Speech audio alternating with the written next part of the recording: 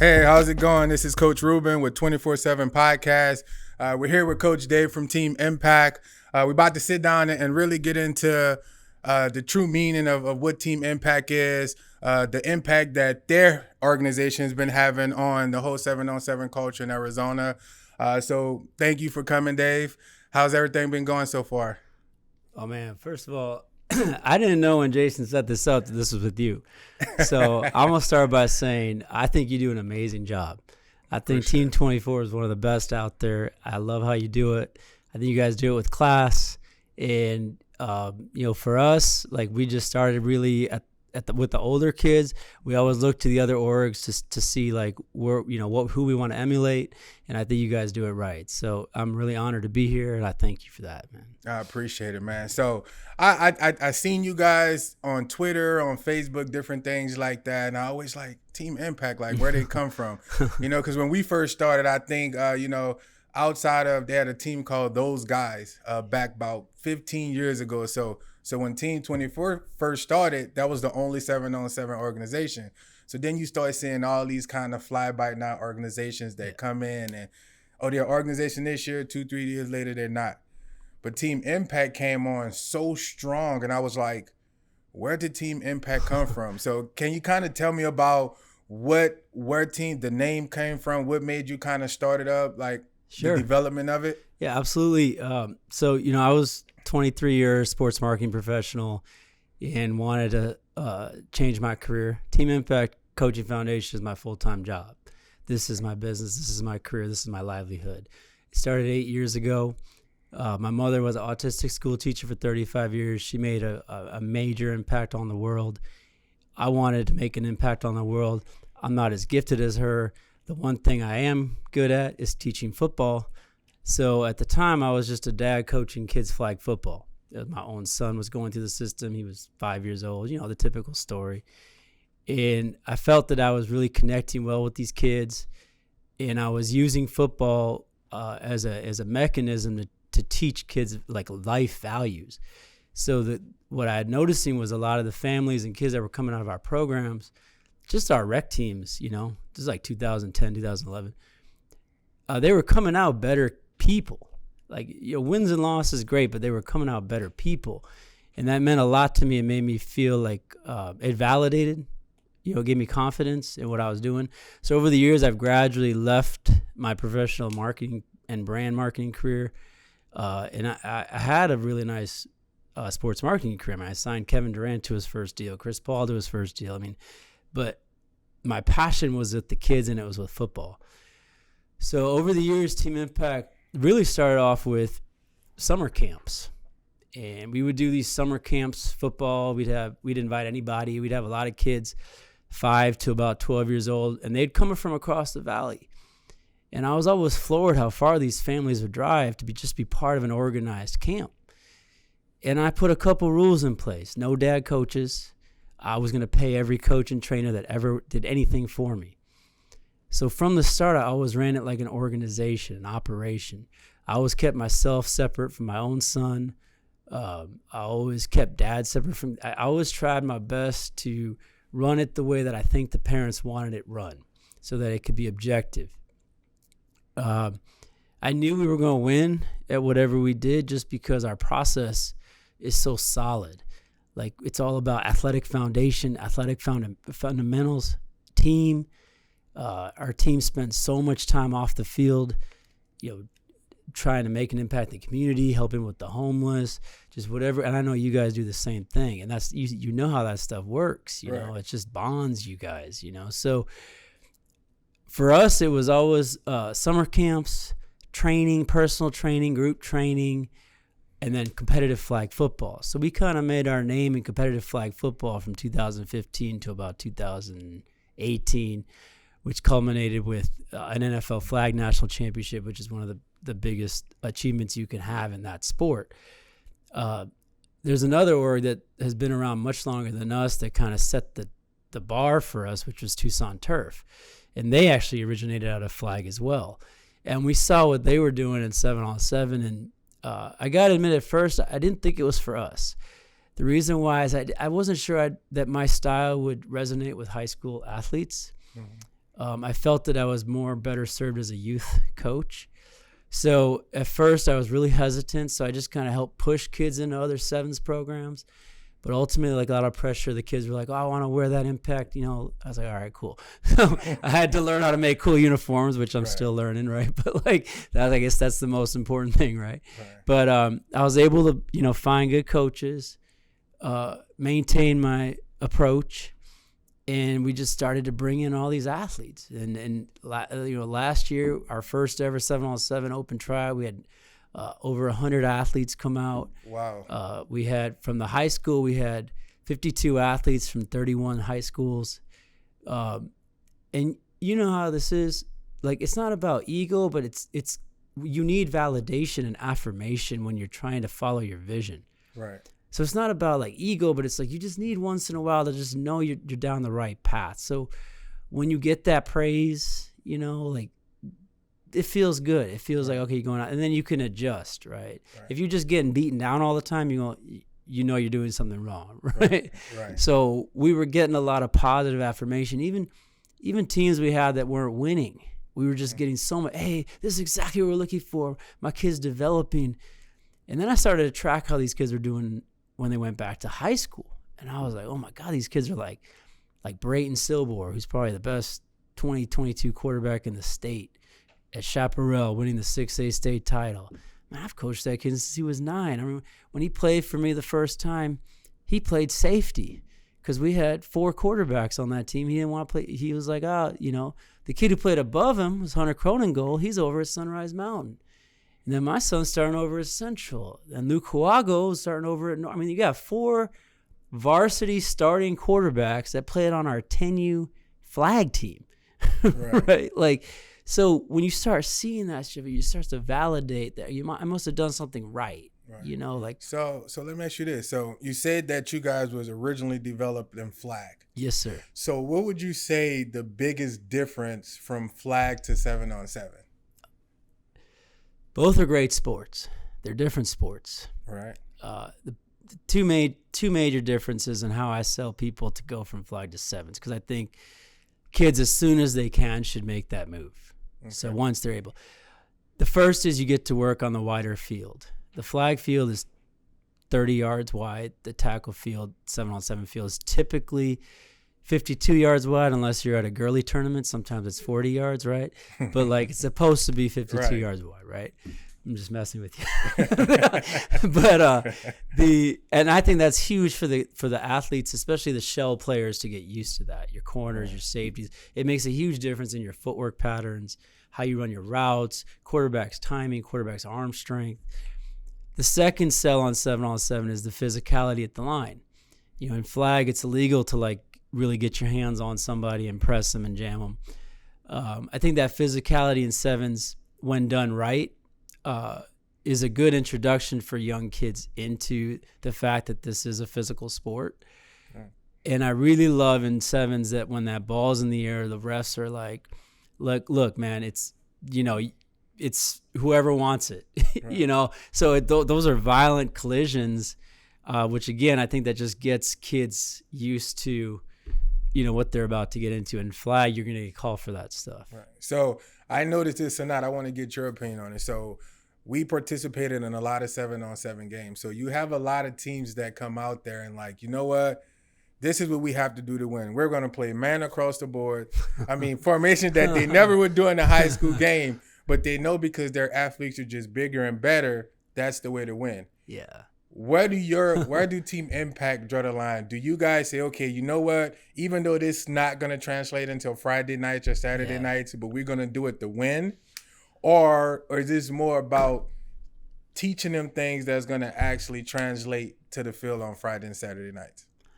So I'm going to tell you something flat out that might be controversial. Okay. We're expensive. We charge $750 to $900 for 3-month season. That includes your tournaments. Remember, these are all paid coaches and trainers. Right. I have to pay them. Right. I pay a coach $50 every time he comes out to run a practice.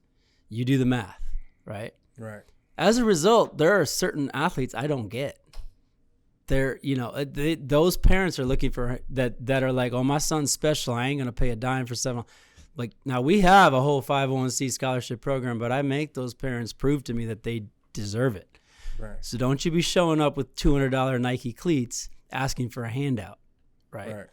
So a lot of times we get into game situations, we don't have the luxury to go man across the board.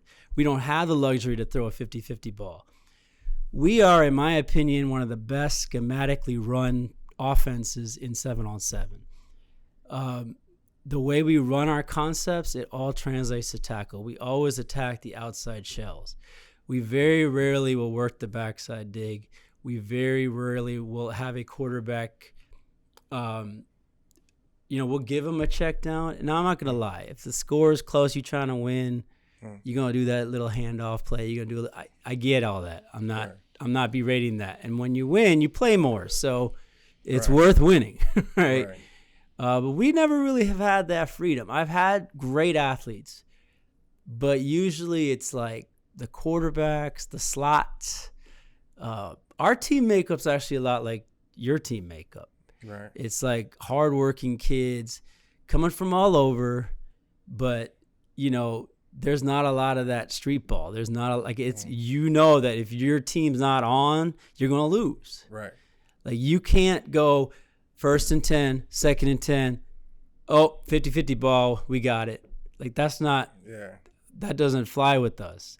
We have to get 5 to 7 yards on 1st down, 8 to 10 yards. Like, that's how we have to run our game. Right. So for us, it's like.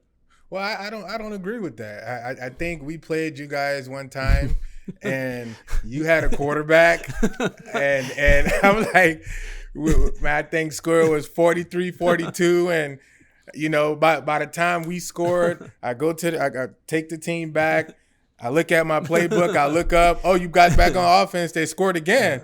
And I'm like, and I texted Jason. I go, Jason, you just missed the best 7-on-7 game of the season. It was Gage Daly versus Dominic Bocci. And I don't think the two quarterbacks between them had more than 3 incomplete passes in the whole game. And when you all were driving to tie the game, I knew you were gonna go for 2. Because I was like, why wouldn't you? You guys haven't missed a throw the whole day. So he makes the throw. And it was funny, because at first I didn't know the quarterback. So I was going back and I was like, man, this is some bull. You guys got a quarterback. We don't even know who this guy is. He's picking you apart. I don't even know this kid's name. And then come to find out that you're a kid. And I was like, where the hell did this kid come from? Like 5'8". And I'm like, okay, well, shoot, Daly, my quarterback's about 5'8", so I can't be mad. Because at first I was like, man, who's this little small kid? And then I look at my quarterback, and he's the same size. Yeah. So it was really interesting. We had was our OC was Marcus Nash. So he's, Marcus played with Peyton Manning in the mid-'90s. He's a very good friend of mine. He actually came and was our director of football operations 3 years ago and taught me a lot of stuff. I love the way he calls a game. And he has a great connection with my son. So that was part of it. But normally, like our offenses, like our freshmen, I remember our last Evans tournament, we scored our last 29 drives of the tournament. And our quarterback, Gage Baker, who's probably one of the top 24 quarterbacks out there. I mean, the kid doesn't miss a throw, right. But it's fun because it's like they're making real reads, It's like, right. Hey, Gage, what defense are they in? Oh, they're in cover 3. Oh, they're cover 3. Where's your openings? Oh, we're going to go smash all day. We're going to go vertical out all day. We're gonna, Oh, they just switched to cover 4. What are you going to, So these guys are thinking this game through. So now that last season has been over for a while, we're about to start a new one. So what's something that we can look forward to from Team Impact of 2022. So if you got a lot of people, been looking around, okay, what team I'm going to play for this year? Yeah. So if you have a kid that's looking to want to be a part of Team Impact, like what are some things that kid need to know or need to have to be able to put that Team Impact uniform on? There's a couple things that I think make Impact a great sevens experience. First of all, when you come out to practice, we have everybody from the 7-8-year-old kids all the way to the high school varsity kids. Our high school varsity kids, they're coaching our younger kids. Like our 10U 7-on-7 offensive coordinator last year was Jackson Camerata, who was our slot receiver on our 7 varsity team. He took the team to the championship. You know, my son coached the 9U team to the champion. They actually won the championship, right? So like there's that whole sense of family. When you're part of our program, you're part of a family. And that's important. Like it's an opportunity for you to role model good behavior. You're going to get coached by, you know, non-dad coaches that are, you know, paid coaches and trainers. We love to have fun, man. Like we, you know, I wish we didn't taunt, but every once in a while we taunt, and I'll tell you this: every time we've taunted, we lost. I wish we did it twice to a team last year, same team twice. We lost both times. Yeah. So, but we have fun, I guess, is my point. But the thing you asked if I'm excited about, honestly, the younger kids. So I've got an army of 8, 9, 10-year-old boys right now that are dominating the NFL flag scene. And I'm going to move them into 7s earlier than I have in the past. And we're going to roll. Like, we're going to roll. Like, so is Team Impact just a local team? Do you guys travel out of state to play, or? So for flag this year, we just came back from Boston. We won the NFL Open over there, and we went to San Diego. We finished 2nd, and we're going to Seattle in a couple of weeks. So for flag, we do.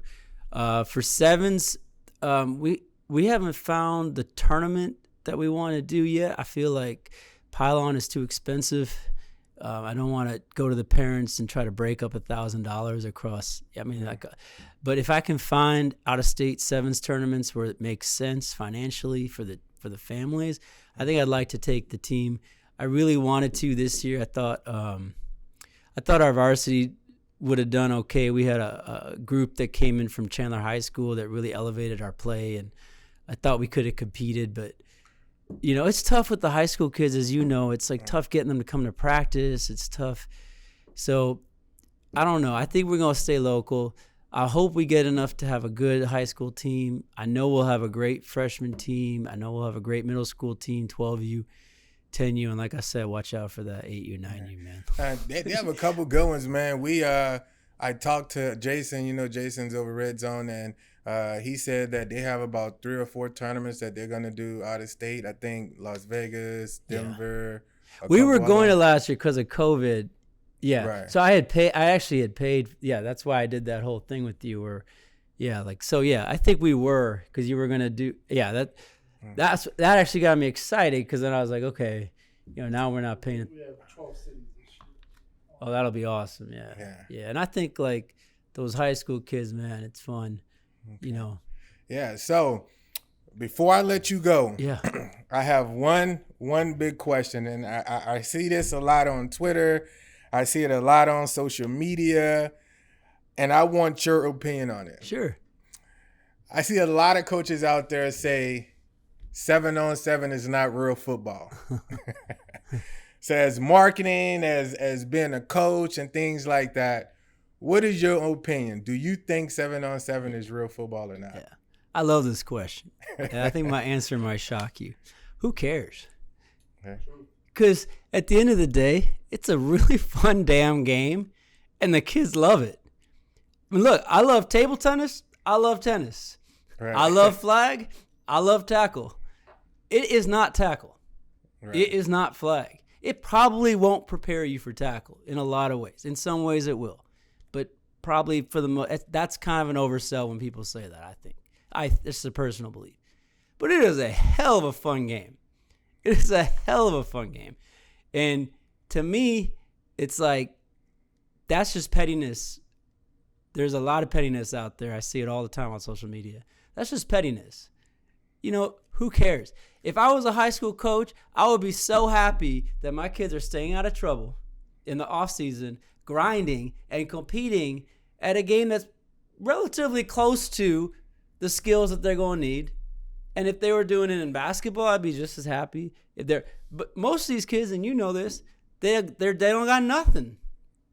Everybody's specialized, right? What's your average quarterback doing in the off season if he didn't have 7-on-7? Going to training 3 times a week, and then that's it. Like, where's the fun? You know, it's like, he's got to have fun too, right? Right. you see these quarterbacks, like I remember the first time I met your son, Jason, like he just was always having so much fun out there, you know? And to me, it's like I don't even know. I feel like even high school football, like tackle these coaches, they make it stressful, you know? Mm-hmm. So it's like, let them have fun, man. Like I see no negative in it, unless if a kid gets hurt. But you know what? A kid could get hurt the first day of tackle practice, just slipping on a piece of grass, you know? So I got you. So, man, I really appreciate it, man. So if anybody's interested in coming out for Team Impact program, 7-on-7s, tryouts for the new year, like how can they get information? Do you guys have social media, phone number? Like how can they get more information to sign up for Team Impact? So your audience mostly going to be athletes. Athletes would probably want to go on Twitter. My Twitter is Team Impact Coach. My Instagram is Team Impact Coaching. They can just DM either one, and I'll give them all the honest information of when we start. We're probably going to have like our first kickoff early December. We'll have some college guys out there, recruiting guys out there, just to kind of explain to them the process and what they're doing, and try to turn it into like a bigger family, kind of some barbecue. And then the practices would start in January. Okay. All right. I actually got one more question for you. I'm going to put you on the spot. Sure. Yeah. You can't say your son. Who has been, give me one athlete that's really been super impactful on Team Impact? First name that comes to your head. I can't give you two. Go ahead. Give me two. All right. I have to start with Jackson Camerata. Jackson Camerata is one of the great student athletes I've ever met in my lifetime. He just graduated. He's going to Washington St. Louis University, which is a very difficult academic school to get into. He's a 5'8" kid. He worked his tail off, and he's playing football in college because of how hard he worked. He was always a leader. He always came to every practice, and he was my OC for my 10U, and he never complained. It didn't matter what kind of experiences, nothing ever gets that young man down. He is a shining light, and I'm so proud of him. So to me, he's definitely number one. Okay. Number 1A is Mr. Brayton Silber at Chaparral. What Brayton has done for Team Impact with his success on the field, also being a 4.0 student off the field, and just always being an unselfish player, always coming out to support other Impact players. At Chaparral, there's 27 athletes that play on freshman, JV, and varsity that came through Team Impact, and Brayton is like the dad to all of them. So, again, these are young men. Their ability is great, but it's more than their ability. It's the impact they had around them, and when kids reciprocate to coaches will never forget those kids. Agreed. Okay.